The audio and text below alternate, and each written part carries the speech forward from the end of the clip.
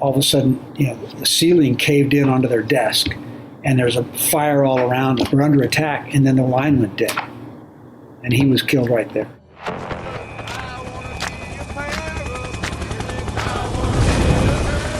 All right, welcome to another episode of the Rescue Swimmer Mindset Podcast. I'm your host, Vince. Today we have the most anticipated guest, and I'm saying the most. I mean, we've been talking about this ever since the show's been started. We finally got a retired Navy SEAL on the show today. We're going to talk about SEAL Team 6. We're going to talk about the Cold War. We're also going to talk about the Pentagon during 9/11. So he was actually stationed at the Pentagon during that period. If you're training to become one of these Navy SEALs, then please do check out our site, rescueswimmermindset.com. And you can do all kinds of underwater training, just as the underwater demolition men have to do in BUDS. So check out the rescueswimmermindset.com. There's underwaters. We break down underwater form, underwater technique, the science of breath holding. We have the Win the Day program, where it's a start to finish training program. You're gonna have weightlifting. You're gonna have body weight workouts. You're gonna have underwater workouts and pool workouts. So check it out. That's Win the Day. Again, rescueswimmermindset.com. You know where to go. And leave a rating review on the Apple Podcast and do whatever you can to support us. We're on YouTube. Here we go. My guest, retired Captain Bob Schoultz. All right, Captain Bob Schoultz, thanks so much for joining us today. Glad to be here. I used to be a captain. I don't go by that anymore. Go by Bob or Mr. Schoultz? Bob is what I prefer. Excellent. So Bob, we were put in touch by your daughter, Roberta, back in Knowles is where I met her. She was my expedition leader. And you told me when we spoke briefly that you were an expedition leader back in 2005, was it? I went through the course in 2005. I was an instructor. I'm still an instructor with Knowles. I haven't instructed since 2019 because of the COVID thing.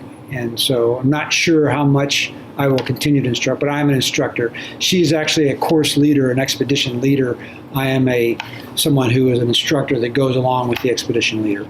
And we'll talk about Knowles a little bit maybe down the road, because I know Knowles definitely taught me tremendous leadership skills. And I'm sure even yourself, potentially as a Navy SEAL in a leadership position, you probably learned some things from them as well. But I think we should start with your Navy SEAL background, because again, you're the first Navy SEAL we've had on the podcast. We're really excited. We want to know a little bit about the background of Navy SEALs. So if you could just start by telling us your story as far as when did you join the SEALs and why? Well, I was in college during the Vietnam War, but I had a ROTC scholarship, Navy ROTC scholarship, and I wasn't terribly interested in going into the Navy, but I had to pay back my scholarship. And so when it came time to do that, I was looking for something to do, and I wasn't sure what to do. And so I had been a wrestler for many years in high school and some in college, and somebody told me about the Navy SEAL program, which was not well known at the time. As a matter of fact, there's very few people that ever heard of it. They'd heard of Underwater Demolition Team. And I looked into that. It looked like something that would be fun to do for 4 years, and then I could get out and go do something else. And so it fit with my athletic background, and so I joined it, not really knowing much about it, and not really knowing much about BUDS training. And so that's why I went into it, and I started training in 1975 and graduated in the summer of 75. It was only 6 months long then. 75, that's right around when Saigon fell? Saigon fell while I was in training. And so all of my instructors had been to Vietnam.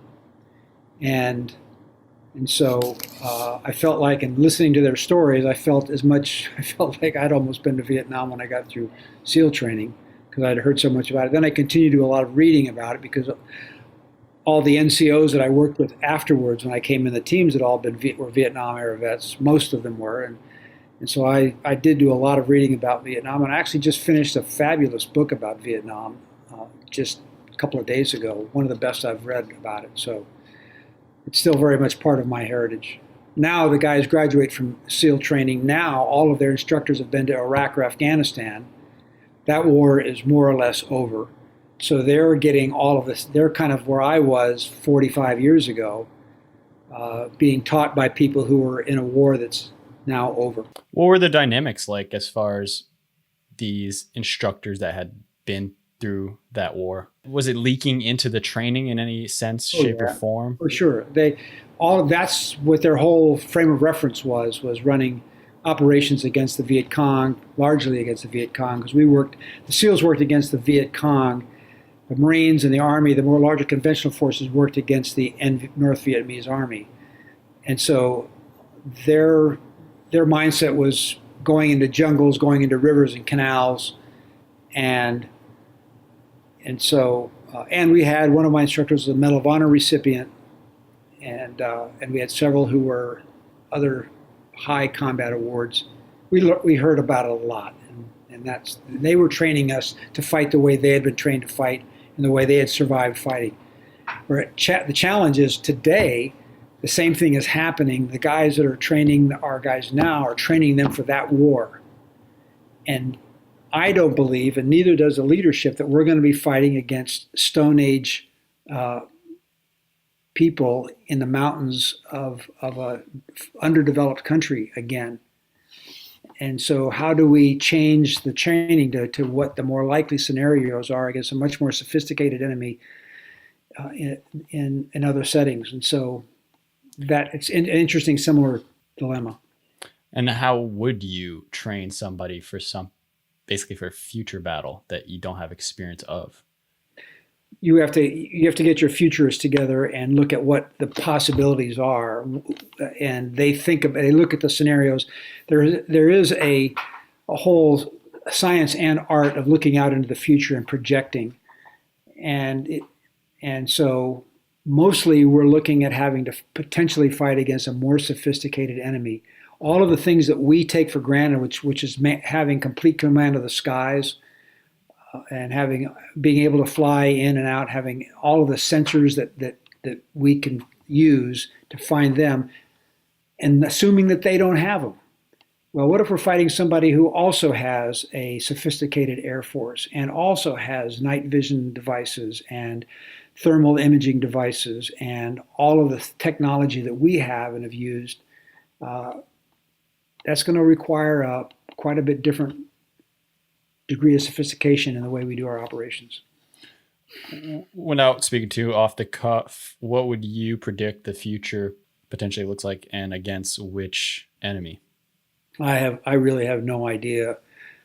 People are now preparing, and I think it makes sense to prepare for what they call a near peer competitor, which would be potentially fighting against Russian or Chinese forces, or forces who have been supplied by and advised by Russians and Chinese and other parts of the world, who will have quite a bit more equipment and sophistication than the Taliban in Afghanistan or ISIS in Iraq or Syria.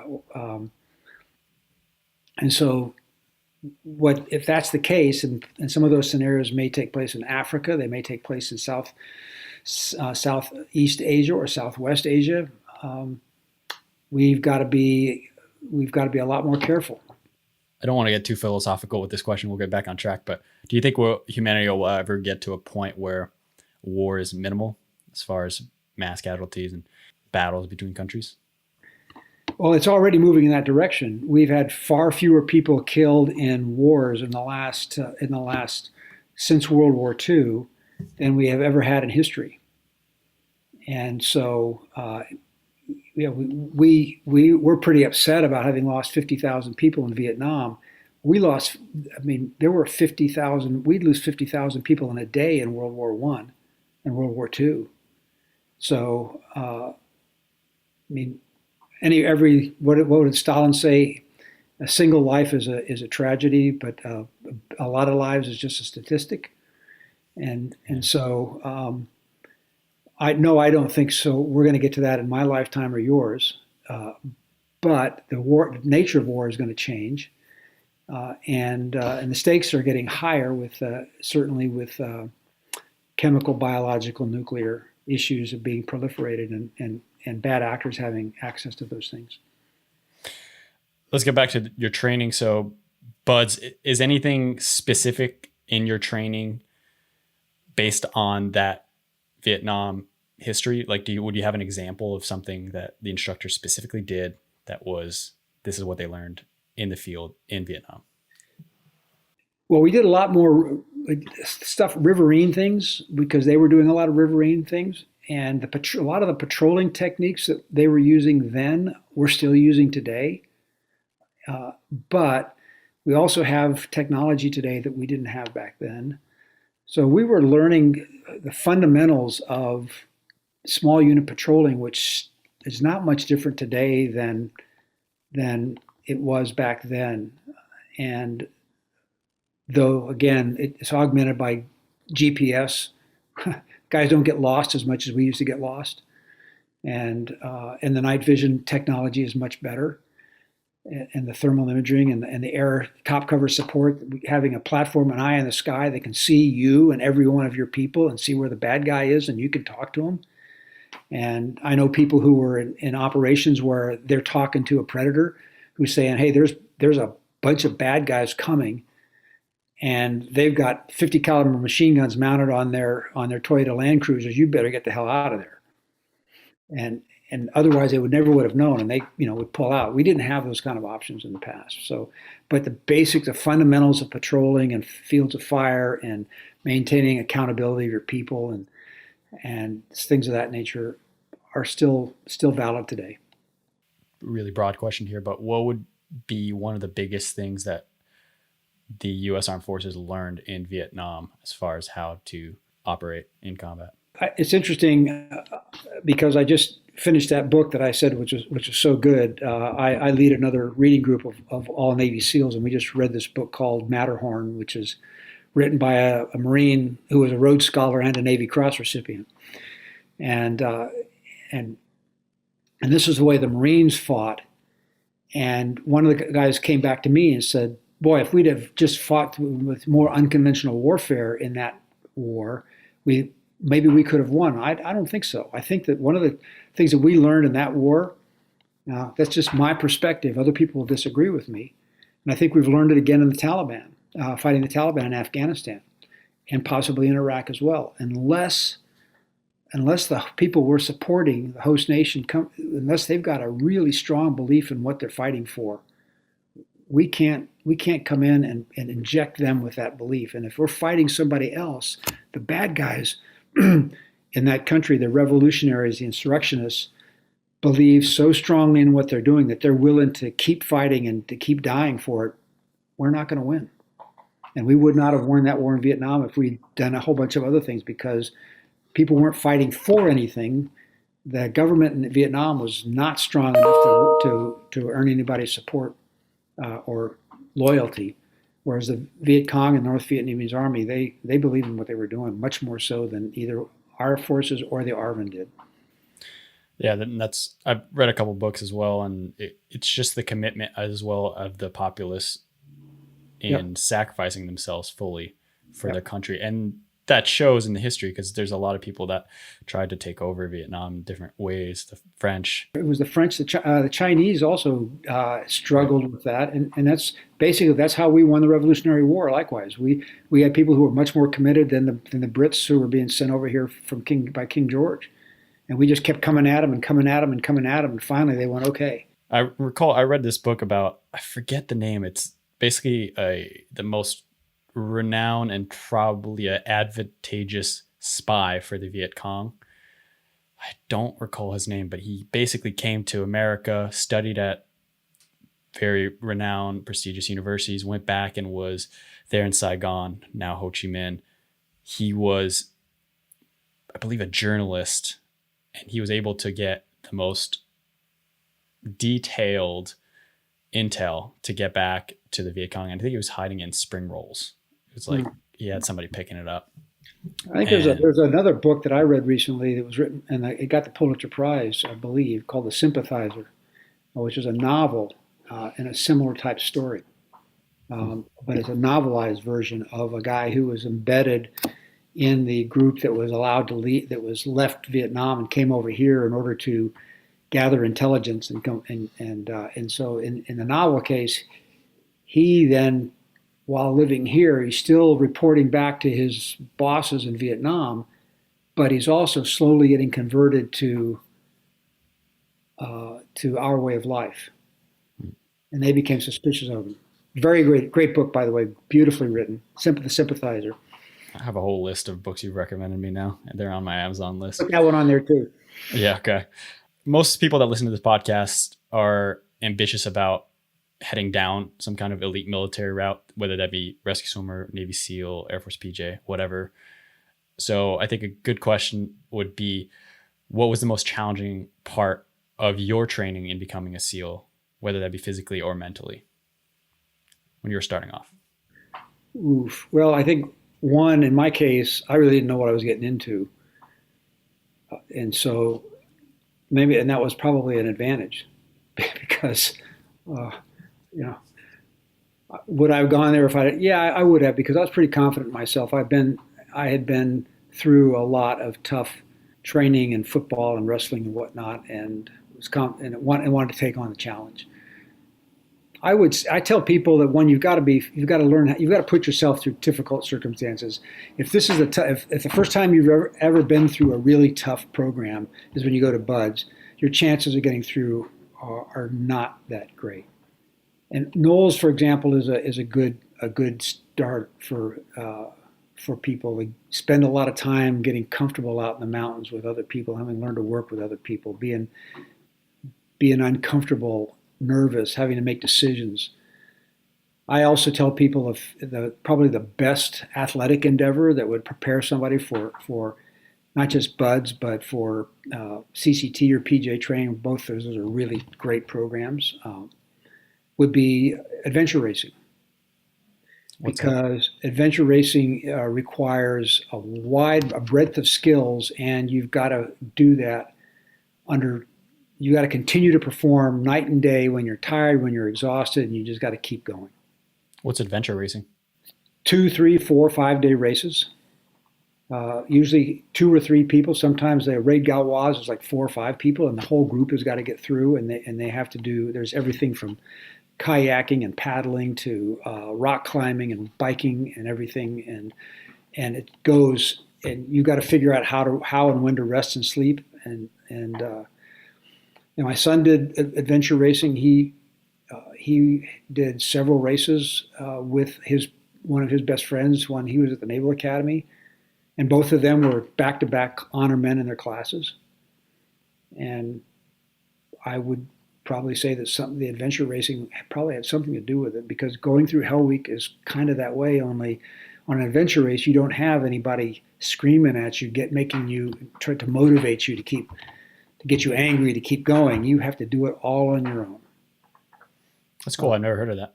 No, it's a huge international sport, and if somebody's going to get into it, they have adventure races. I would start with like a 10 or 12-hour one, and then go to a 2-day one, and then graduate up to a 3-day, and so.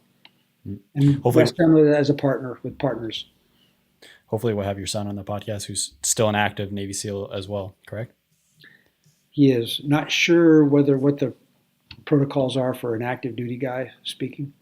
Yep, that's why Cody's not on with us today. Actually, the guy who he ran them with, is out of the Navy now, and he was an honor man of his class, and he's actually been on Tim Ferriss's podcast. Oh, cool. Nick Norris is his name. Yeah, he lives in San Diego. Nick Norris, great. Now, I still want to know, what was like the most challenging drill for you at BUD/S? Was there something where you were like, I might not make this? Probably the 3rd or 4th day in. The only times I said I wasn't, I was really down and was going, I don't know if I can do this, was probably at 2 o'clock in the morning in the pool. It was cold, and they were just having us sit there in the pool. And the pool wasn't that cold. I mean, it was maybe 78 degrees or so, but sitting still in the pool, 2 in the morning, was I just remember being pretty miserable. And a couple of other stages where I was really miserable when we were paddling our boats. And I tell people going through Hell Week is the hardest part, and that you watch your emotions go up and down and up and down, and you have to expect that. And I tell guys getting ready for Hell Week, and I think this would be true of any one of the elite programs, is that when you get to that point where you don't think you can keep going, you just keep going. And if you don't get to that point, where you don't think you can keep going, then you haven't got your money's worth. Because the whole purpose is to get you to that point and have you keep going anyway. Yeah, I've talked about on this podcast. I don't think it's the right mindset, but it was mine going through rescue swimmer school. I was always thinking, all right, I'll quit after this drill. Yeah, because this is a nightmare. I don't think I'm going to make this, but I'm not going to quit on this one. I'll just quit after this. And then I'd be done with that drill. And I would think, all right, let's just wait and see what the next one is. And then they would say it. I was like, okay, that's not that bad. I'll try that. And then I'd do it. And I'll say, oh, this is pretty bad. I'll quit the next one. And it was just every time until months go by and it was over.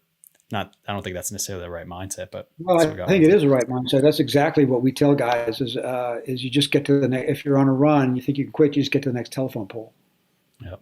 And then you get to that next telephone pole. And if you're thinking about Friday and Monday of Hell Week, you're probably not going to get there. But you just think about getting through this evolution. And you get through this evolution, and I just got to get through the next one. Yep. You don't think out beyond that. Most of the guys quit in Hell Week on Monday night because they start thinking about, oh, I got this whole night to go through. That last one was miserable. I can't do that. Rather than, okay, it's Monday night, and they're trying to get you to quit. They want to see who's going to fall for the thing. They says no, but your strategy is perfect. And I don't know if you're familiar with Marcus Luttrell and Lone Survivor. Yeah. Well, when he got shot in Afghanistan. And his back was broken, and he was a mess. And the bad guys were looking for him. He knew they were looking for him, and he couldn't walk and couldn't move. He was looking out one rock at a time. He would pull himself up to that rock, and then he would look out another rock that was maybe 2 feet out, and say, "I'll get to that one." And he'd get there, and then he'd get to the next one. And so. So I think exactly what you said is exactly what we tell people. Don't think about anything other than just getting through this evolution. And usually then, you find that when it's over, you get a little breath of, a little bit of break, and you're good for, and also you find a little energy. And also you're not in it by yourself. Talk to other people. When you're down, talk to somebody else. When you're up, find the guys who's down and build them up. Because your emotions will go like this. And when you're up, you need to go help the guys that are down. When you're down, you need those guys to come help you. And one guy who retired as a SEAL admiral, 3-star admiral, told me that he was going to quit during Hell Week. And his friend of his in Hell Week, he was already made a decision to quit. And he was telling his friend, "I'm going to quit." And his friend said, "No, you can't. You can't quit. You can't leave me. Quit later, but at least hang with me for a while." And he hung with him for a while. And then his energy bounced back up after another meal, and he went on to graduate and did a full career and retired as a 3-star admiral. Yeah, I remember having that similar conversation with some individuals as well, like telling them, don't quit on me because I'm not going to quit on you. And even though it's not quite team evolutions in rescue swimmer school, to me, I always saw it as a team. When you're underwater struggling, thinking you're going to pass out, well, you can look to your left and you look to your right, and that, you don't really know because you can't hear them, but you can look in their eyes and think there's a good chance you're suffering just as much as I am, but I won't quit because you're still kicking too. Yeah.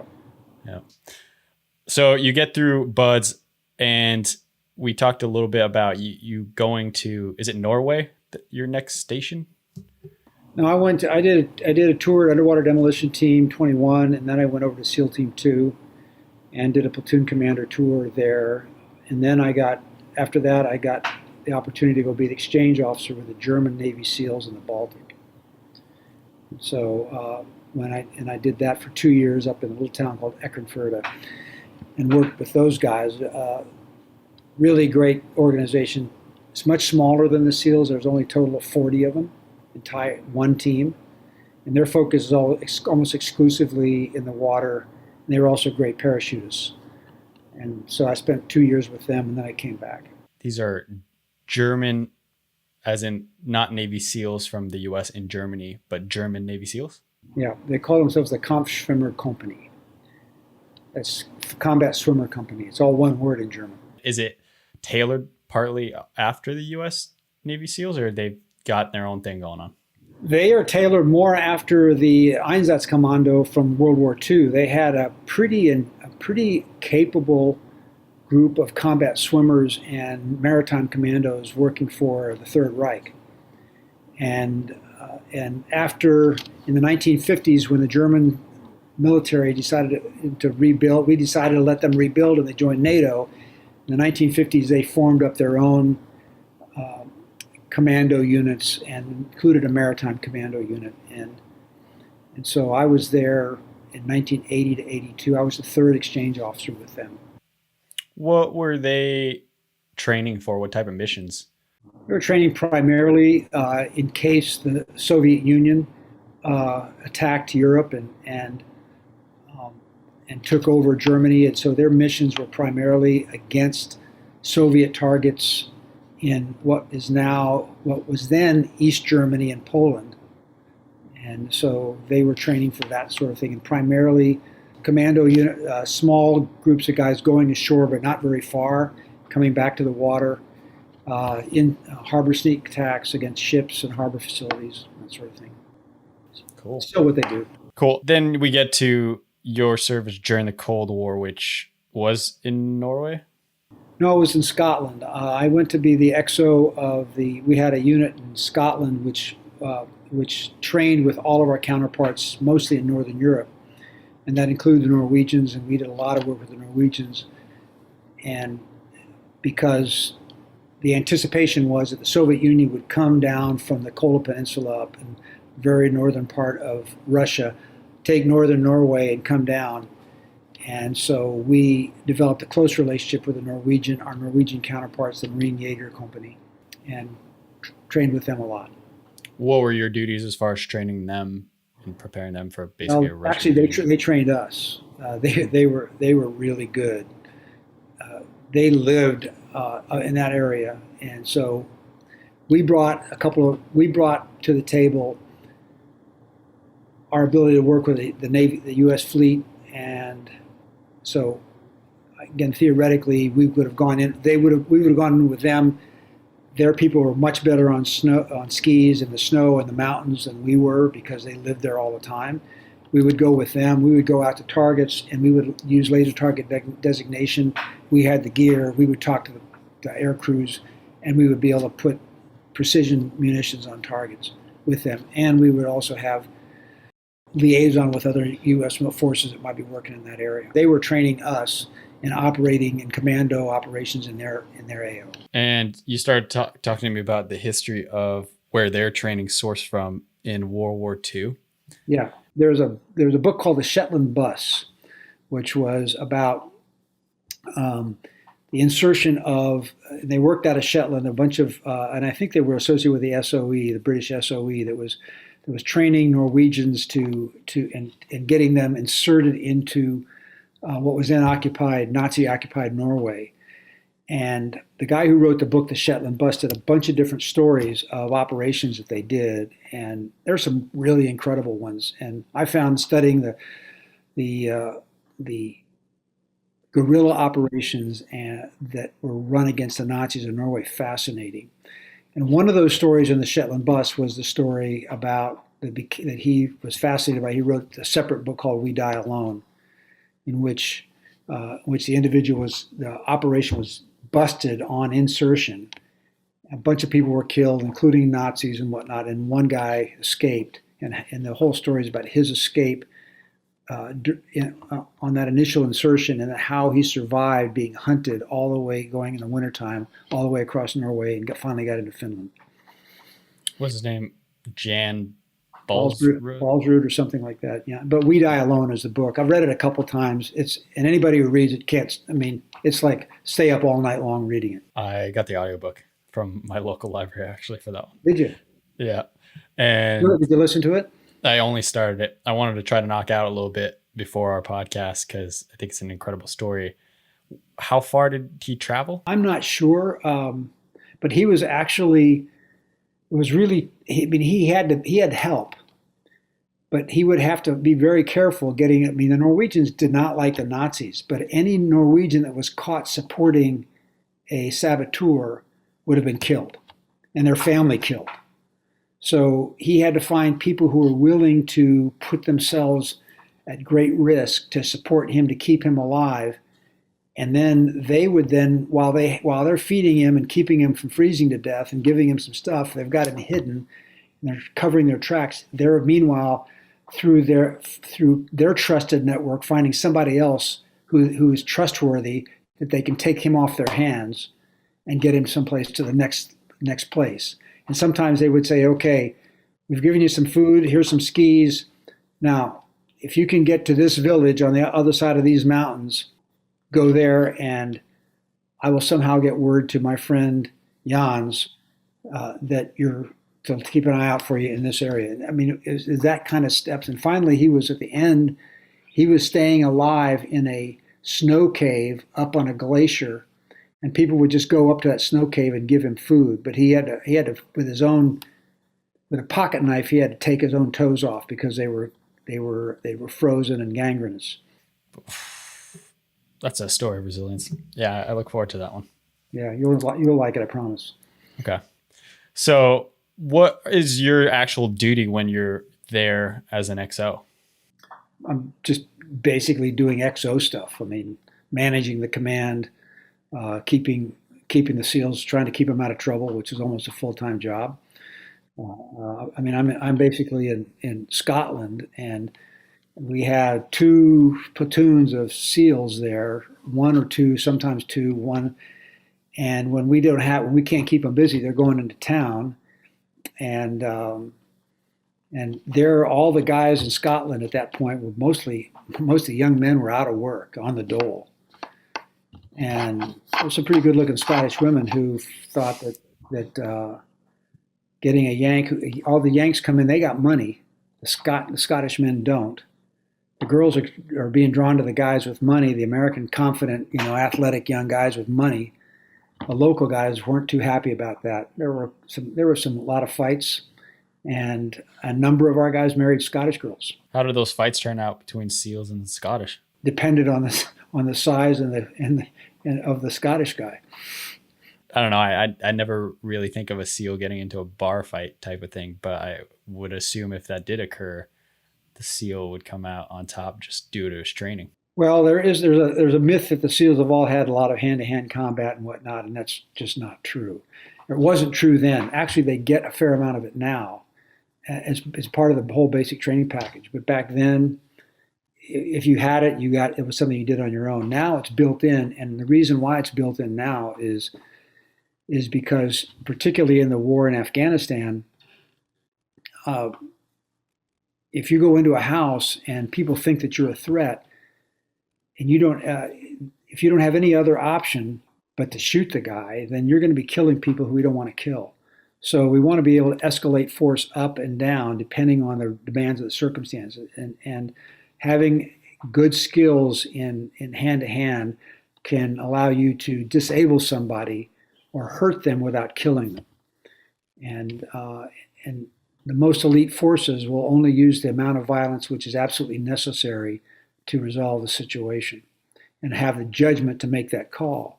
Really young troops, like 19-year-old Marines or Rangers, don't have that level of maturity and sophistication. They have kind of a 2 speeds, on and off.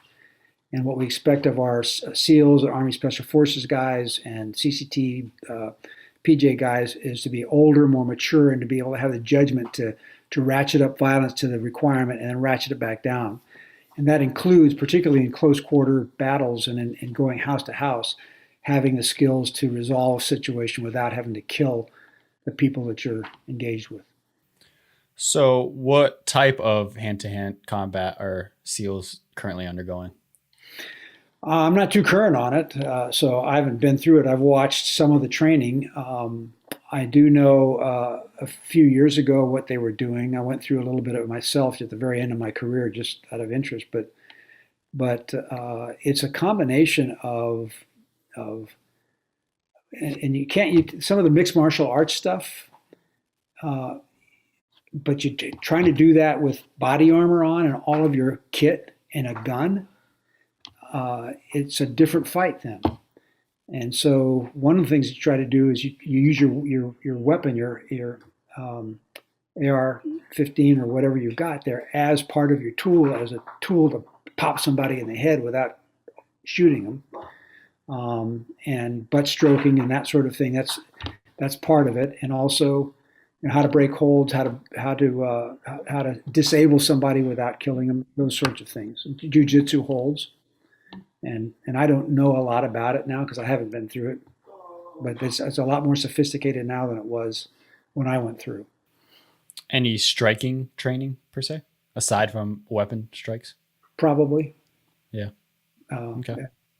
I don't know. Yeah. One thing, we had a Green Beret that we served with that collateral over to becoming a rescue swimmer.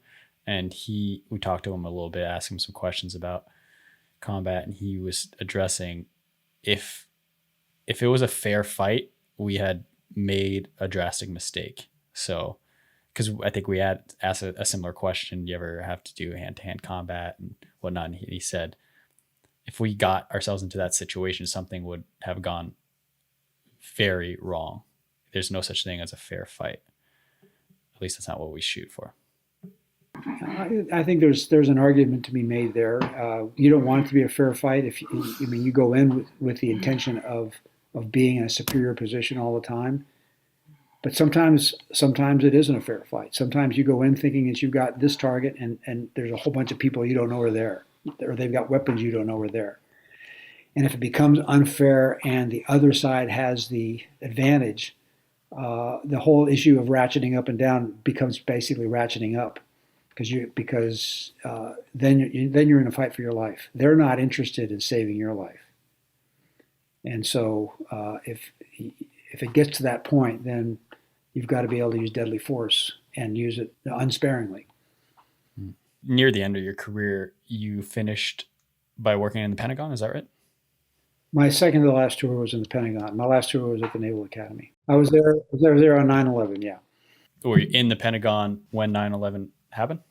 Well, I was working as the senior military assistant to the Assistant Secretary of Defense for Special Operations, Low Intensity Conflict. That's a mouthful of a title, but that's what my job was. And on September 11th, 2001, that day, I was my assistant had the day off, and I looked at the calendar, and one of the things I tried to do when I was there was every day try to get to the gym for my own mental and physical health. And that day it was unusual. The morning was open, and the afternoon was really busy. So that morning I went to the gym and I went for a run. And as I came back into the Pentagon, while I was running, I remembered something that needed to be changed in the afternoon schedule.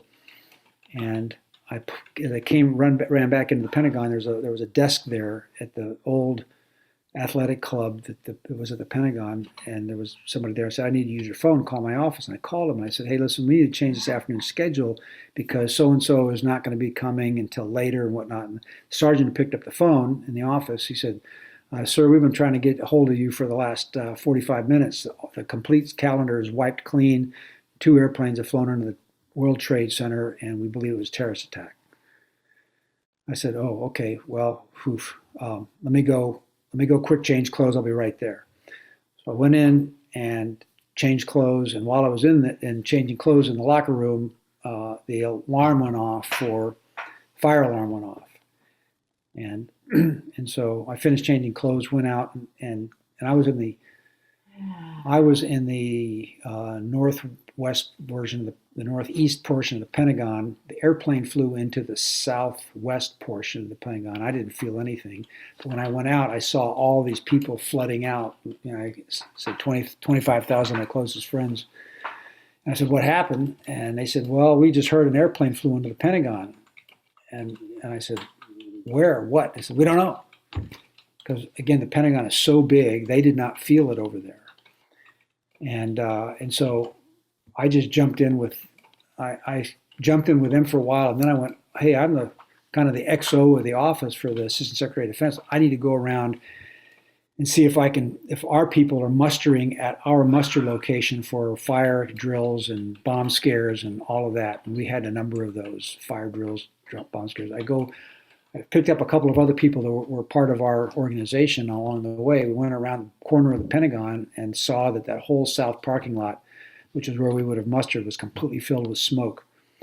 And so I said, okay, obviously we're not going to be going there. I got back, jumped in with the rest of the guys. We were heading for the river. We were told that everybody was supposed to go down to the Potomac River. I went down to the Potomac River with everybody, and nobody knew what was going on. Everybody had heard that there were airplanes coming in, there were airplanes this, there was all these rumors going around. And I see, and some guy while I'm there, he comes in and says, I'm looking for Colonel so-and-so. Does anybody know where Colonel so-and-so is? And I said, I'm not Colonel so-and-so, but can you get back in the building? He goes, yeah. And I said, I'm coming with you. And I grabbed the two women who I was with, who were part of our organization. We went back through all the barriers with the police and whatnot to get back into the building, which was completely empty, which is pretty weird, the Pentagon. I mean, there's people in there.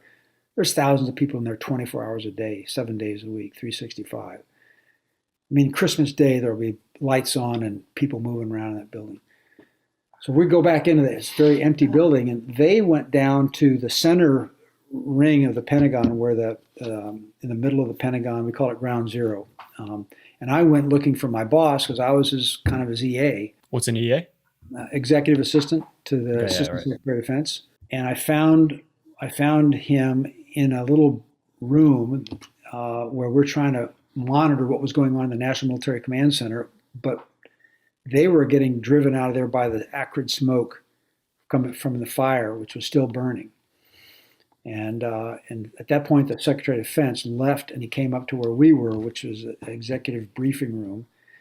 And it was just kind of a weird situation. I'm in a room kind of the size of my kitchen that on one wall has got television screens, video teleconference screens with the White House and the FAA, the CIA, the NSA, all of these organizations there, FBI. And he's the Secretary of Defense was Don Rumsfeld. He's sitting at the table there, and I'm there with three other guys. And we didn't know what was going on. And he didn't know what was going on. Nobody knew what was going on. That an airplane had just crashed in Pennsylvania was a rumor that they were verifying. But the FAA said at that point that there were, at that point, 5 or 6 other airplanes that were not responding to IFF on their way into the continental United States. We knew we were under attack. So were there going to be 4 or 5 more airplanes that were going to come in and hit New York City or San Francisco? They were coming into San Francisco. That was that level of uncertainty. All the airplanes at Andrews Air Force Base had been scrambled, and they were up there. It was a chaotic situation. Emotionally, what are you feeling? Are you going into problem-solving mode, or there's partial panic? I'm just I'm there just watching what's going on, and nobody knows what to do. So a guy who was the EA to Secretary Rumsfeld, who was a 3-star Navy admiral named Ed Giambastiani, he said, we need to put together a coordination cell for us with all the other agencies. So I started helping him with that. We need somebody who's talking to the FAA, the FBI, the NSA, the CIA, all of these different organizations that are players in this situation, because we also knew that the Capitol was under threat. We didn't know whether there was going to be another airplane coming in or a handheld nuclear bomb or what. All of these were possibilities. And the Capitol had been evacuated, but we still had to respond to this. We had to still run the country, and so that's what we did that night until about 1:30 in the morning. And I had never, it wasn't until 1 in the morning that I actually saw videos of the airplanes hitting the Twin Towers, because I was so busy just running around in that little area trying to set up those little liaison cells, trying to get some of these organizations to have a person come over and join us who could talk to their team. And then the next morning, I went home. My parents lived about maybe 5 miles away. I went and got about 4 hours of sleep, came back, and we just kind of picked up where we left off.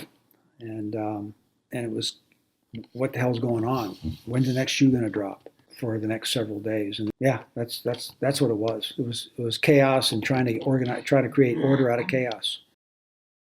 It's kind of interesting, right? The Pentagon is the hub of admirals, generals, all these higher upper military command positions, and now they're put in this, this almost combat position for half a second or under attack. What would you say you were proud of the manner of which they conducted the operations? Was there some other individuals that weren't exactly what you would have expected for somebody in a upper command position? I was pretty impressed with what was happening, how people came together. I mean, the Pentagon is set up as a large bureaucracy to make slow, deliberate decisions. And the farther away from the Pentagon you get, the more, I'd say, the more prepared they are for quick decision making and taking action. And so, but we had a lot of people who had that kind of experience there. When we had to take care of the Pentagon too, the Pentagon was still on fire for 4 more days.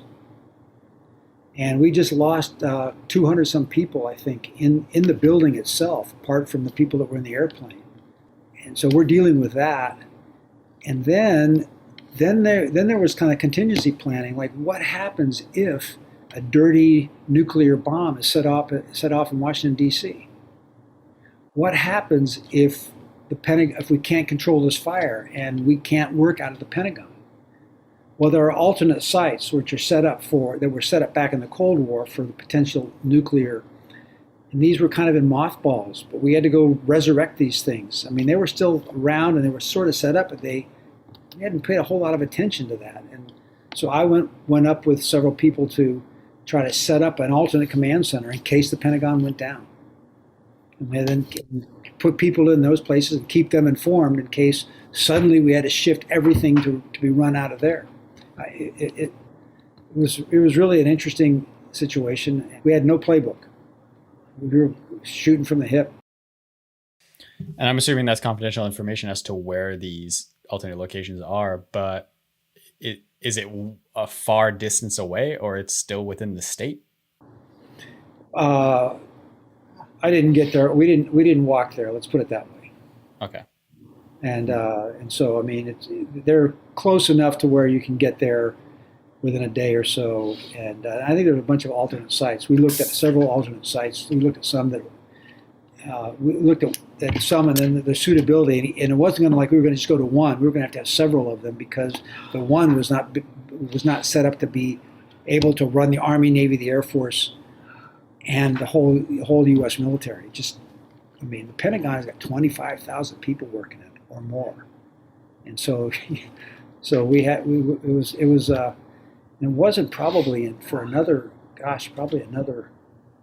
month before everybody came back to work at the Pentagon. Mm. Do you witness anybody breaking down though, as far as individuals panicking? I didn't. No, I mean, I was just kind of trying to be where I needed to be to do my job. But I did have several friends who were right there where the airplane hit, and they were in their office, and all of a sudden, the ceiling caved in onto their desk, and there's a fire all around them, and they had to get out of there. And one friend of mine who was my next door neighbor in my next tour, he goes out of his office door and he looks to his left, and it's just flames, a wall of flames. And he turns right, and he got out of there. But I mean, that close. And a year later, September 11th, 2002, I was still in the Pentagon. And I went to the memorial service, and I'm sitting in the stands that they'd set up for the memorial service right there where the airplane had gone in, and it had been largely rebuilt at that point. But I'm sitting next to a woman, and we're chatting, and she was on the phone with her husband. And her husband's talking about what's happened in New York City, and that we're all, everything's changed now. We're gonna try to figure out what to do we're under attack. And then the line went dead, and he was killed right there. Wow. So different people had different experiences, and I have another friend who was very much involved in rescuing people from the inside of the ground zero area because they could actually get into the airplane, and the fire and the damage actually broke all the way through all 5 levels of the Pentagon. And he was involved with getting people out who were still alive or injured that were close enough to them. And there were people who were burned and injured. And there's some amazing stories of heroism from that day. To finish with your career and kind of move into the next phase, which I know that's where you're focusing most of your time on currently, character and physical development. But you worked with SEAL Team 6 back in Desert Storm, am I right? Yeah. Yeah, was it operations officer? I was the operations officer during that window, yeah. And what does that mean? What were your duties for that? Well, it was funny because during Desert Shield, we were all getting ready to go, and we had, and I had actually gone over with the general who was in charge of us to go over there to evaluate what was happening. We didn't have any forces in there at the time, other than a small liaison cell. What was the name of the general who ran Desert Shield, Desert Storm? But anyway, we weren't involved in it, and he didn't like special forces. He didn't like and so he didn't want us in. Why didn't you like special forces? Probably something left over from some resentment from the Vietnam War. What do you think would trigger that in Vietnam War with the special forces? I mean, the cultural differences between SEALs, special forces guys, and the conventional military was pretty significant. I mean, those guys were follow the rules. Everything it was very structured, and and then these SEAL guys and these special forces guys show up with their hair not cut. They're not in the same uniforms. They call each other by their first name. They kind of do their own thing in their own way, and to people who've been brought up in there's a Marine Corps way or an Army way, and then there's the right way, and that's the Army way, and then there's everybody else, and it probably had something to do with some kind of arrogant stuff that guys did. But in any case, bottom line was he didn't like us, didn't trust us, thought we would come in on and do our own agenda, and so he kept us out of the war until there was no other option. And then he brought in Army guys to go look for scuds in the western desert of Iraq, and because nobody else could do that, and these scuds were being launched into Israel, and the Israelis were getting pretty pissed. And so the Israelis said, okay, you guys get this under control, or else we're going to come into the war and we're going to be on our own agenda. And nobody wanted that to happen. That would have been really explosive in the Middle East. So the general, what was his name? You know, it begins with an H. You want me to look? Schwarzkopf. Yeah. Talking to my advisor over here. So General Schwarzkopf did not like SEALs and did not like Special Forces guys. But he finally says, okay, we've got to get these scuds. There's nobody else who can do it. So they put together this army group, and there was a tier 1 organization that went over there, but we were left out of it. The SEALs were left out of it. And we're sitting back here in Virginia Beach doing exercises while the rest of the country's at war, and it was a bad time. Our guys were really unhappy because we had not been in any war since Vietnam. We'd had some little contingencies, but here's a war that we're in, and we're left home. Morale was pretty bad, but every single day I came to work, we were ready to go on short notice. And for a long time, I thought every day I came to work, I said goodbye to my wife, so I may not be home today, because that had happened several times. I came to work on a regular day and didn't come home. And so for a long time, we were ready to go. Well, finally, there was a mission that they needed some boats, and we had the best boats. And so a boat det from our command actually went over there and did some support to operations up in the Gulf there. And that was pretty much it, though. We did not get any ground forces into that war.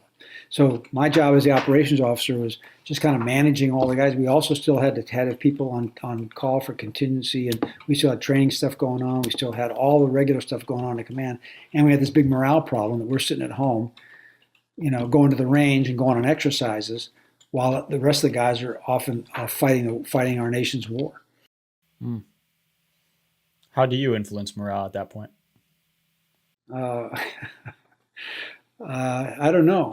I was a new guy in that command. There were a lot of guys who'd been in that command for years and years, and as a new guy, I didn't have a whole lot of. I didn't have a whole lot of credibility. I just let people talk, let people vent, let them know that we were doing the best we could to get them into the war, and we did get some guys into the war, and we tried to get as many guys over there as possible just so they could get in, because that's what we do. And we did, and it's. I mean, you hate to be the guy sitting at home. What was our line? It says, "Frogman, frogman, where you been? Sitting at home watching the war on CNN."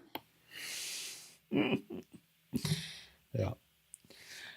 How did SEAL training evolve from, I mean, you were in for several dozens of years, a lot of years, but how did you see it evolve to what it currently is today? What are major differences? Well, as far as the main difference happened while I was the Commodore of the East Coast SEAL teams, and the Admiral at the time was a guy named _𝐿, and he had the vision, and it was a good vision, and he made it happen. That when I first came in, and previously, SEALs went through BUDS training, which was it grew to be about 6 months long. It used to be in the 50s. It used to be about 6 weeks long. And then it kind of like kept getting longer and bigger. And then for a long time, it was about 6 months long. And for a long time, we had an East Coast training and a West Coast training. And then they consolidated it all on the East Coast. And so, but then the guy would come, he'd finish BUDS, and BUDS was basic underwater demolition SEAL training. Then they would go to a SEAL team or an underwater demolition team, and they would go through another level of training. And for the SEAL teams, it was called SBI, SEAL Basic Indoctrination. And it was about a 3-month long window, which took you to the intermediate and touched on advanced level, small unit stuff, learning a whole different sets of weapons and more sophisticated techniques and tactics and whatnot. Well, he decided we're going to go ahead and put all of that at BUDS. And so the guy shows up at a SEAL team, and he's ready up round. He's ready to go into a platoon. He's already had not only basic training, but intermediate and some advanced level, and he's ready to go right into a platoon. That was not the case for 30 some odd years before that. And so that was one change. So it went from 6 months to almost 14 months when they added this SQT, SEAL Qualification Training, which is about another 6 to 8 months-ish onto it. And so now when guys finish up, they've had a lot more training when they show up at a SEAL team. And they're ready to go into platoon. They're good. That's the main thing, and it's continuing to change and evolve because we got guys graduating from a SEAL team, and they go into a SEAL team. Some guys will graduate and go into a SEAL delivery vehicle team. They have to go through another level of training, the level of training and the level of experience or expertise which is required is continuing to ratchet up as our forces and as the wars that we're fighting require more sophistication. Sorry, there's a lot of noise sometimes. I can't really hear you on. Well, one thing I thought was really interesting that you talked about as far as like the mental evolution of SEAL training, you mentioned SEALs are starting to implement things like meditation, like what are the water tanks again? The deprivation tanks? Well, there's the cold water tanks, and there's float tanks and whatnot. Float tanks, and there are some who are doing that, but it's not. This is kind of part of my crusade now to get that to be part of a more fully integrated part of the SEAL training. But it's slowly coming in. It's gaining momentum, but it's not part of the mainstream of the culture at this point. Okay. I think when we had a conversation before this podcast, you were saying before it was just shoving Red Bull and ambient down, say like the Team 6 members, but now things are slowly shifting into more modern approaches to. Yeah, well, it's not just Team 6. It was just kind of all the SEALs were doing that. And it's the whole mindset of, I'll do what I need to do to get through today, get through tomorrow, and worry about the consequences later. And so guys in the SEAL teams were doing the same stuff. and that's, I think, part of why we've had so many problems with PTSD and mental health issues afterwards is guys are not taking care of the mental aspects of rest, recovery, and whatnot. And so that people are becoming more and more aware of that. And there's been now a lot more information put out, and more guys are buying into it than before. We still have quite a ways to go. We still don't have a lot of buy-in from the senior guys, the senior enlisted, or even the senior officers. Why do you think that is? It's just not been part of the culture.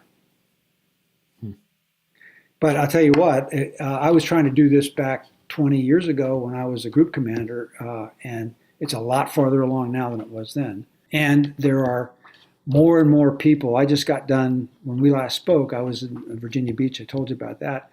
That whole program is, the Virginia High Performance Center program is adding to that. We've got a human performance program, which has got a group of people who are advocating for that.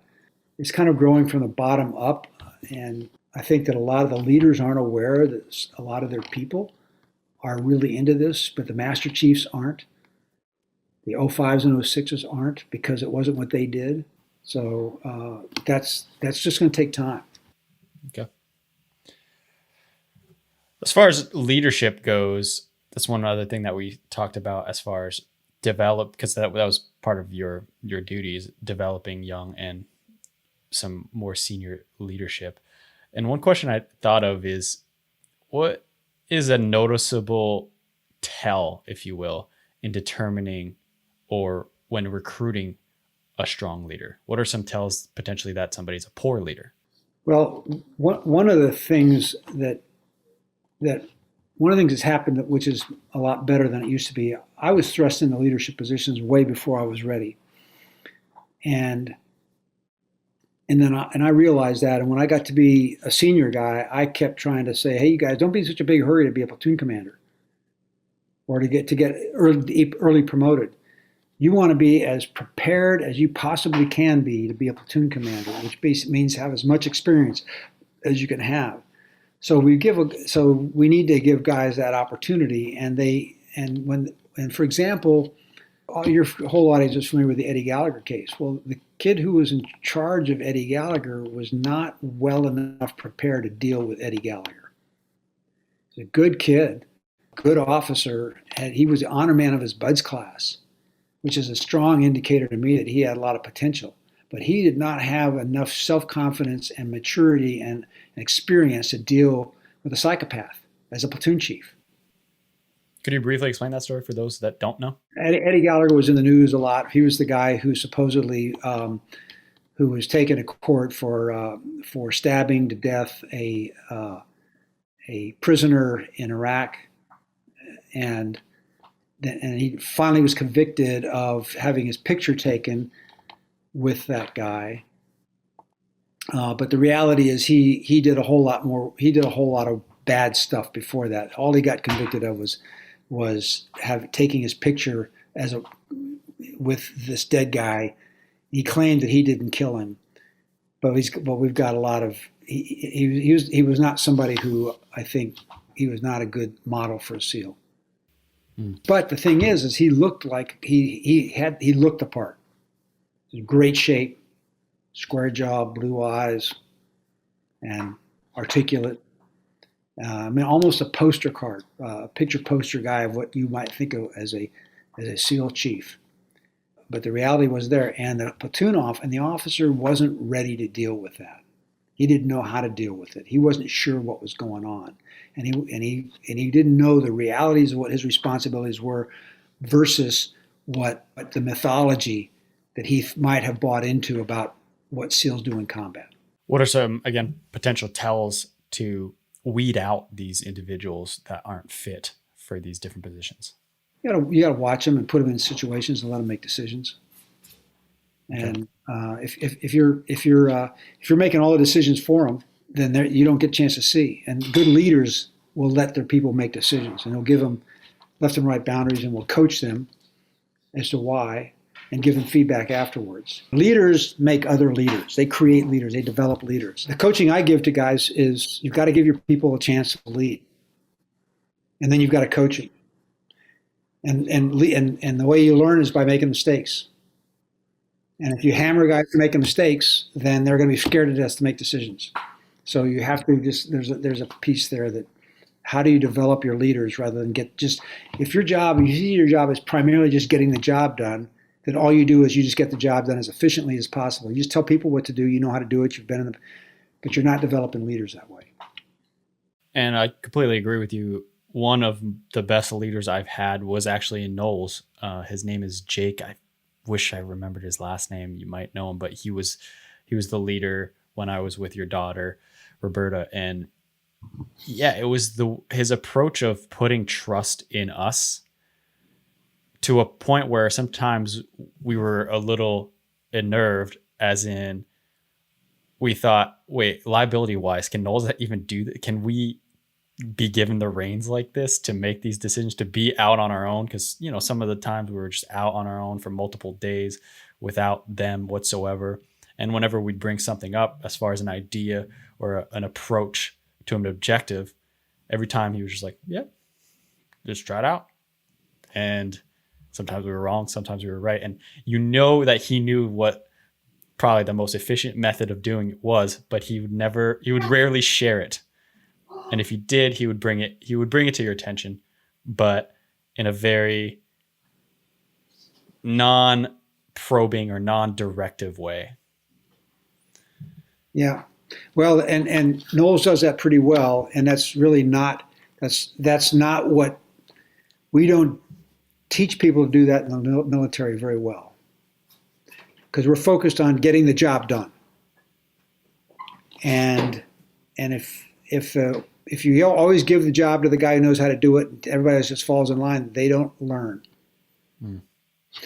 And so the whole leader of the day model is really good. Having been an 𝐂𝐚𝐿 instructor, the hard part is when you're exhausted and you know the way, and you want to get there as quickly as possible because your feet hurt and you're tired. To keep your mouth shut when you know where you are and they don't know where they are, and you know the best way to get there and they don't. I didn't always do that as well as I should have. This Jake was very good at doing that. I think eventually he took over. He actually asked us, he said, hey, I think this is a great learning opportunity, but it was getting to the point where it was at risk. We didn't have any supplies to sleep out and we were not going to make the objective. It was getting dark. He said, hey, would you guys like to keep going, or would you like for me to step in? And he did that. He didn't even do it like that. He did it in such a way that it was, I don't know, it was just smooth. That's all I can say. It was smooth. Well, I didn't make the objective a couple of times, and those were some of the best learning experiences that our whole group ever had. Because then we checked to find out whether the leader of the day had prepared to not get the objective. And in one case, they assumed that they were already. They just kind of went through that little drill. Well, you know. And then we had to stay out on our own, and we had one tent for 6 people. And the other group had 4, and they had 2 tents. Yeah. And so I said, hey, well, we just have to make this work, right? Yeah. And we did. I guess a question I have, and one thing I learned in 𝐂𝐚𝐿, is the different types of leadership or group decision-making approaches. So one is the directive, right? And I think this comes into play when there's something that's life-threatening. It's, hey, move to your left now, right? So the leader is giving the directive. Then it goes down the path of consultative almost, as in, let's go down this gully southwest. What do you guys think? That would be an example. Then there's actual consultative where you start with, what do you guys think? Which way do we go? But I'll make the decision in the end. And then you keep going down the path to a point where it's a vote. So you have your group make a vote, or a consensus, which is even more time consuming. It was very interesting to learn those different approaches. Yeah, we called it consultative 1 and consultative 2. And the consultative 1 was, I think we ought to go this way. Has anybody got it? Am I missing something here? Anybody see something I don't see? And then there's the, hey, what do you all think we ought to do? And again, each one of them takes more time. But on that trajectory that you laid out, there's another one which is pretty interesting as well. It's called delegate. Right. and that is, I want you to make the decision. Me? Yep, you decide which way to go. And there's another set of caveats that go with that, and how much coaching do you give? When, at what point, and how would you take that responsibility back, and why? And how would you do that without undermining, without completely destroying the confidence of the individual? And all of those things, which I think are really interesting, because the delegate piece is where you, if you're on my '𝐂𝐚𝐠 course, and I say, you decide which way to go. And then how much am I going to help you? And how much, so that I think within the boundaries, the leaders are always still responsible if I delegate to you, so I can give you left and right boundaries and make sure that you're not going to put the whole group at risk. But particularly if we're in an exercise. But I also, one time on an exercise, I got really sick. I was in charge. I was the OIC. I was out in the field. We were on a four-day mission. I got really sick. I could basically I was all I could do to hang on, just to keep up. And it was kind of like, for me, I was going, I'm dying. I'm gonna have to quit at the next stop. We get to the next stop, take a break. I said, maybe I can go one more. I don't know. We'll see. Maybe then I'll quit. And that's how I kind of got through the whole night. But I turned the mission over to the guys. I took the next senior guy. I said, I've got all I can do just to stay in the patrol. I can't. And they did a great job. They just kind of would come back and tell me what decisions they'd made and why. And I'd go, yeah, whatever, you got it. And they did a great job. And then a day and a half later, or a day later, I was well enough to take back over the patrol. Would you say those different leadership methods are implemented in the teams? Are they using mostly directive, or they often go to a consensus form?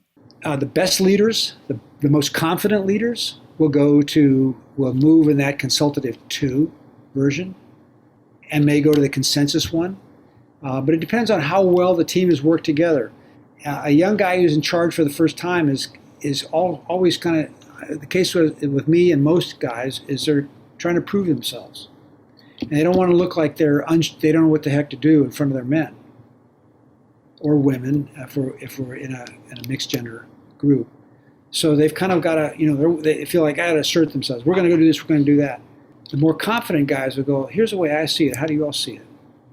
And they'll ask for feedback and input. And then you've got to be ready to make the decision when you've got a bunch of conflicting ideas, and stand by it, and deal with the people who disagree with your decision. So that's why I say the more experience you have, the better you're going to be able to develop other people's and bring other people's ideas in. And they've got to get confidence in you as well.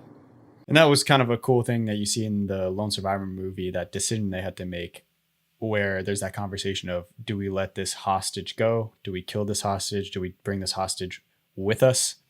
And eventually the leader, the officer coming in and saying, he let his group talk, and then to a point he had to come to a decision. Yeah. Which seemed to be a tough one. Well, according to Luttrell, they took a vote. And there's been some discussion of that, as what would he have killed these guys if the guys had voted to kill the prisoners? And I think he would have overridden that. Michael Murphy would have overridden that. I don't think he would have committed murder. That said, one of the reasons why that mission failed is all of us experienced guys kind of went, hey, it wasn't a let him go or kill him. Those were 2 options. But there were 3 or 4. There was option 3, option 4 as well, that you didn't even consider, and that was because they were inexperienced. It was a very inexperienced young group. Oh, was it? I didn't know that. Yeah. I mean, the obvious decision would have been, at that point, the mission's canked. You're compromised. Now you keep these guys. You call the helicopter in. You call off the mission. You keep these guys, and when the helicopter lands, you get on. You let them go. Yeah, I did think that, but that was just me watching the movie. So that's the most. If the mission had been really that important, maybe you keep these guys with you for a while. But you also call back and get guidance. Here's what's happened. Now, we think we're compromised. These people are going to be missed back in their village. Here's what my recommendation is. There's different ways you could have handled that. They could have handled that. But it was not a choice between either kill them or let them go. Right. So was the movie accurate in the sense that they ended up letting them go like that? Well, there's only one guy that knows, and that's Marcus Luttrell. And Right. And there's been some other input. Some of the Afghanis who were looking for them and fought these guys apparently have come forward and said that the number of people that actually attacked the troop was not as large a number as Luttrell believed, and that's easy to understand why Luttrell might think that. It didn't have to be that many, but it was. So we don't know what actually really happened, and I'm not, and Luttrell's got, everybody's got. I'm not saying that he in any way tried to deliberately change the story, but he was under a lot of stress as well, and he was trying to survive, and he was watching his friends get killed. Speaking of these, like at this point, they've almost become celebrity Navy SEALs, but Jocko Willink, in your knowledge or, word of mouth, what was his leadership style like? I never worked with, I know Jocko, I've met him several times, I've talked to him, I had him come out and speak at Butts once. So I don't know him well, but my son worked for him for a while, and a couple of other young guys that I knew worked for him, and they really liked him as a leader. They liked his decisiveness. They liked the way he treated people. His whole thing about, hey boss, we got a problem. Good. What do you mean good? Well, this gives us an opportunity to see how well prepared we are to deal with that problem. And that was always his response when people came to him with hey, the helicopter's canceled. We thought we could do this. The helicopter's good. What do you mean good? Well, that gives us an opportunity to do something else. He's always shifting the focus from the negative to the positive on the problems they had, and so by all accounts, from people who worked for him that I've heard. They really liked working for him. They trusted him, and he was a real good leader. What recommendation would you give to young men and women to develop as leaders starting off? Seek opportunities to lead, and when they're in leadership, ask for guidance and ask for help. I also think reading is a really valuable tool to read about the experiences of others. And put those experiences in your kit bag, because your own experience is only that much. But if you start reading about what other people have done, that broadens all that experience. It broadens what you're doing, and even better is if you read with other people and talk about how these decisions were made. And that's why I like reading groups. I like getting this. I mean, this book I just read that I'm discussing with a bunch of active duty and retired SEALs, Matterhorn it's a great book on leadership, because you see this young guy who shows up in Vietnam as an officer, shows up and he's put into a platoon that's got a whole bunch of combat experience, and he's in charge and he's unsure of himself and scared to death.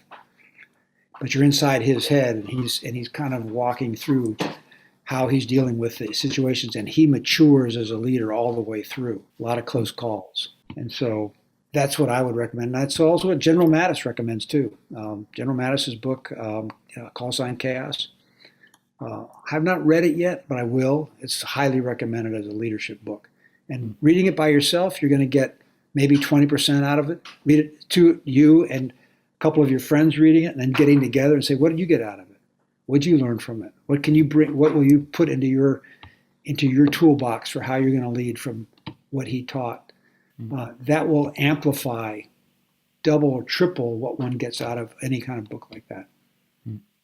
Another thing, when we had our previous conversation, you mentioned as young leaders to take risks, to make those mistakes.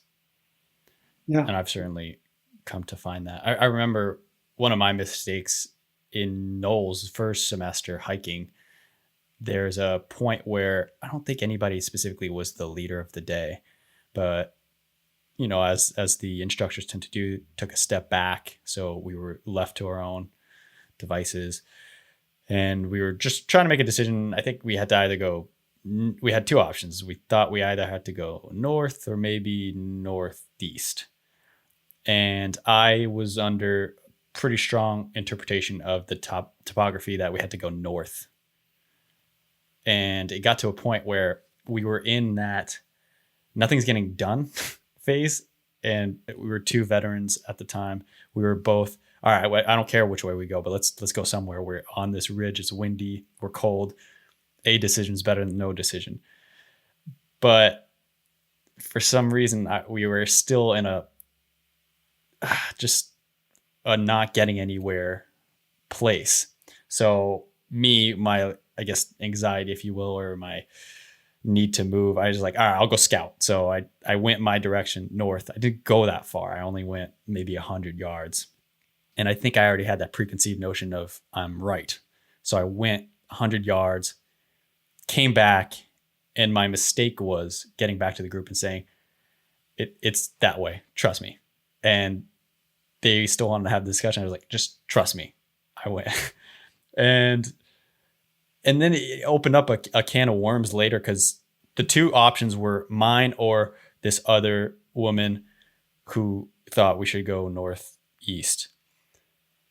And ultimately, another one of the females decided, let's take a vote. And they voted for my way. So we went. But my way was off. It was not the correct way. I read the topo wrong. I didn't go that far, so I didn't actually know. And it ended up being a canyon. We had to divert and go that northeastern direction. Didn't really add much time, or it didn't turn into much of a issue, but still we wasted a lot of time doing that. And then there was this terrible group dynamic of it broke into a sexism thing. One of the instructors brought it up to that person while we were hiking out. Do you think they went that way because Vincent's a man and you're a woman? And then it really tore apart the whole group dynamic. But I still recall, and I still to this day, it's, you have those moments in your life where you're like, oh, I shouldn't have done that.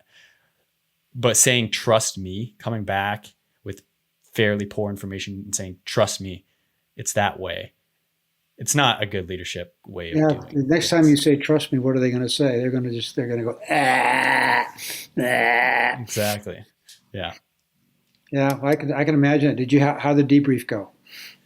Terrible. It's probably the worst. I felt like the worst human being. It's not just the debrief, but the hike out. I felt like the worst human being ever because this group dynamics, it was something just weird. We were all hiking alone. And did you apologize? I mean, did you say, hey, yeah, mea culpa, I screwed up? I apologized before the briefing. So we're still not quite at our tent spot, but still didn't amount to much. And then, then the sexism thing was dropped at the briefing. And, it's never something that I ever thought of that ever came to my mind. And still to this day, a lot of us revisited that later on within the Knowles expedition, and we think something else was occurring.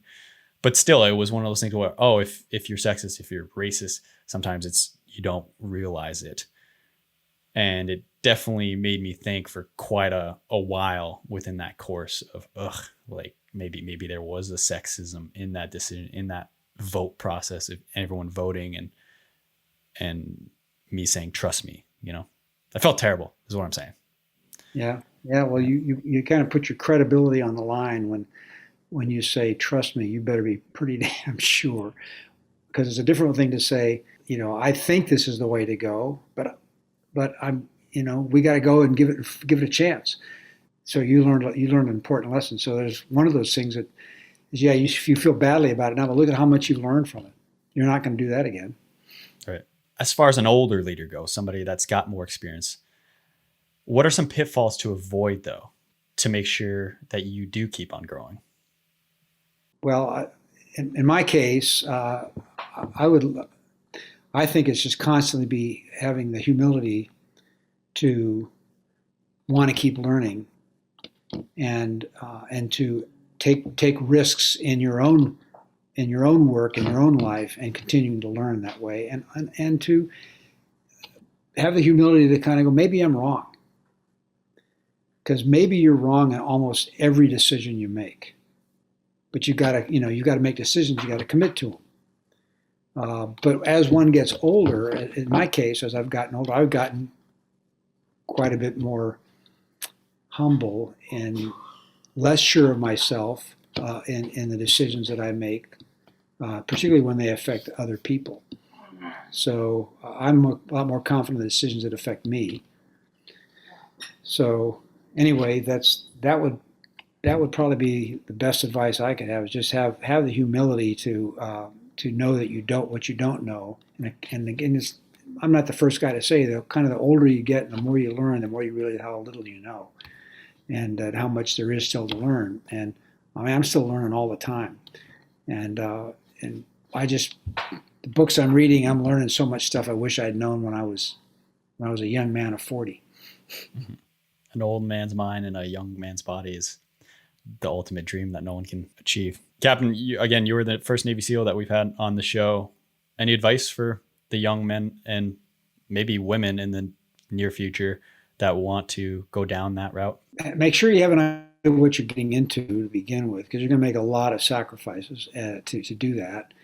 And there's a lot of people who kind of buy into the glamour, and there is a lot of really cool opportunities to do that. But there's other opportunities elsewhere as well to do that sort of thing. I mean, I work with and mentor people who sacrifice a lot to get through this program, and then they don't get through. So I said, okay, this door closed, this is going to open up another door for you. And think of all the things you learned getting ready to do this, how much more exercise you got, all the training, the people you met, and all of the things that you've learned. And so if it does work, then great. And if it doesn't work, then you veer off and take all of that to the bank with you in another pathway. I still think that the mental piece is huge, and it needs to go hand in glove with the physical piece, and the two are not really separate, because you're basically, the mind and the body are actually very closely integrated. So anytime and like I said before, to prepare for it, you do really difficult things, and you put yourself in situations where you're mentally struggling with yourself, decide to keep going, and when to actually, there is a time when it's time to back off as well. I mean, if you're lost at night, and you keep going, you might be getting farther and farther away from where you need to go. There's a good judgment that says, okay, maybe I need to stop here and rest, get some sleep, eat some food, and to tackle this problem again in the morning. So what do I do on the mental piece, which is I meditate. I do a breathing protocol, and I'm working on some focus things. And one of the things that I learned at this intensive wellness program that I went through that's run by a retired SEAL, is that when you're exercising, you can actually exercise your mind and your body at the same time by focusing on each individual rep that you're doing, and doing it absolutely perfectly. Instead of what I used to do is just crank out junk reps, which is just kind of quantity over quality. And your mind is out wandering, you're listening to the music, you're doing something, and you're just cranking out push-ups or pull-ups or sit-ups or dumbbell presses or whatnot. But you can actually train your mind and your body at the same time by focusing on each rep, giving it 100% focus. And that ability to focus and focus through pain is one of the most important things that not only Navy SEALs have to do, but people have to do in any walk of life. Now, when you mean focus on a rep, what does that mean? Are you when you're doing push-ups, are you just cranking out numbers, or are you doing them really slow, careful, and properly? And when I was at this program, I had my coach, who was a certified strength conditioning coach. she gave me stuff to do I'd never done before, and she made sure I was focusing on what I was doing because I'd never done it before. Having my body in the right position, doing it slowly, doing it properly, as opposed to just kind of sloppily getting through it. That's kind of what I mean. Gotcha. All right. Retired Navy SEAL Captain Bob Schoultz, thanks so much for taking the time today. It was my pleasure. Enjoyed it, Vince. All right. Thanks so much. All right. Well, good luck. I wanna be a mountain climber. Climb those mountains high.